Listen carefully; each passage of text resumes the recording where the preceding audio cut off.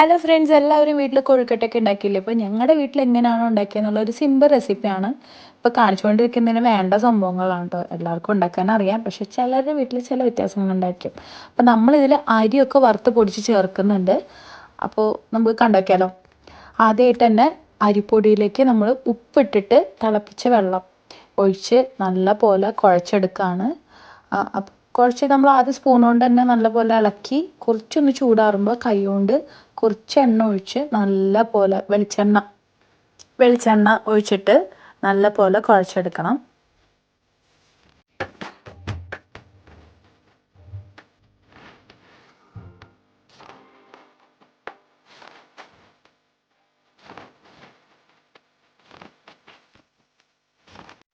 പിന്നെ നമുക്ക് ശർക്കര പാനി നല്ല പോലെ തിളപ്പിച്ച് അതിലേക്ക് നാളികേരം, ചുക്ക് പൊടിച്ചത്, അരിപ്പൊടി വറുത്ത് പൊടിച്ചത്, പിന്നെ ഒരു 2-3 ഏലക്ക അതും കൂടി നല്ലപോലെ ചതയ്ക്കോ അല്ലെങ്കിൽ ഇതുപോലെ തന്നെ പൊടിക്കോ ചെയ്തിട്ട് അതിലേക്ക് ചേർത്ത് നല്ലപോലെ ഇളക്കാം.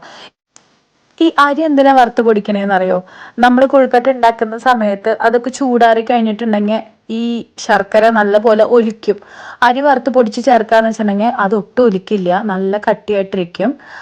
ഉള്ളിൽ വെക്കുന്ന മിക്സ് നല്ലപോലെ കട്ടിയാവും. അതുകൊണ്ടാണ് കേട്ടോ നമ്മളത് ചേർക്കുന്നത്. പിന്നെന്താ, കുമ്പിള് കുത്തുക, അതിലേക്ക് ഈ ഫില്ലിങ് നിറയ്ക്കുക, നല്ല പോലെ അടച്ച് ഉരുട്ടുക. ചിലർ വേറെ ഷേപ്പൊക്കെ ഉണ്ടാക്കും, ഞാനതുപോലെ 2-3 ഷേപ്പ് വേറെ ഉണ്ടാക്കി വെച്ചിട്ടുണ്ട്. അപ്പോൾ നമ്മൾ ഉരുട്ടണ തന്നെയാണ് കൊഴുക്കട്ടയുടെ ഒരു തനതായ ഒരു ഷേപ്പ്. ഉരുട്ടി വെച്ച എല്ലാ കൊഴുക്കട്ടയും ആവിയിൽ നല്ല പോലെ വേവിക്കുക. പിന്നെ ഉപ്പ് നമ്മൾ അരിപ്പൊടിയിൽ ഇടുന്നേക്കാട്ടും നല്ലത് ഉപ്പിട്ട് വെള്ളം തിളപ്പിച്ച് ആ വെള്ളം ഒഴിക്കുന്നതാണ് കേട്ടോ. ഞാൻ മുന്നൊരു തവണ ഇതുപോലെ ഉണ്ടാക്കിയപ്പോൾ ഉപ്പ് കൂടിയെന്ന് പറഞ്ഞിട്ടൊരു പ്രശ്നം ഉണ്ടായിട്ടുണ്ടായിരുന്നു.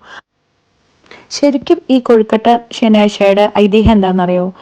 ഈശോ ലാസറിനെ ഉയർപ്പിച്ചതിനെ തുടർന്നിട്ട് ലാസറിന്റെ 2 സിസ്റ്റേഴ്സ് ആയിട്ടുള്ള മാർത്തയും മറിയവും ചേർന്നിട്ട് ഈശോയ്ക്ക് തിടുക്കത്തിൽ ഉണ്ടാക്കി കൊടുത്ത ഒരു പലഹാരമാണ് ഈ കൊഴുക്കട്ട എന്ന് പറയുന്നത്. അതിലവര് ഇതുപോലെ തന്നെ അരിപ്പൊടിയും ശർക്കരയും തേങ്ങയൊക്കെ ചേർത്തിട്ട് ഉണ്ടാക്കിയതാണ് ഇത്.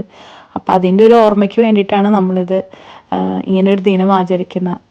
ഈ കൊഴുക്കട്ട ശനിയാഴ്ച മാത്രമൊന്നുമല്ല കേട്ടോ, നമ്മളിവിടെ ഇടയ്ക്കിടയ്ക്ക് ഉണ്ടാക്കുന്ന ഒരു പലഹാരം തന്നെയാണ്.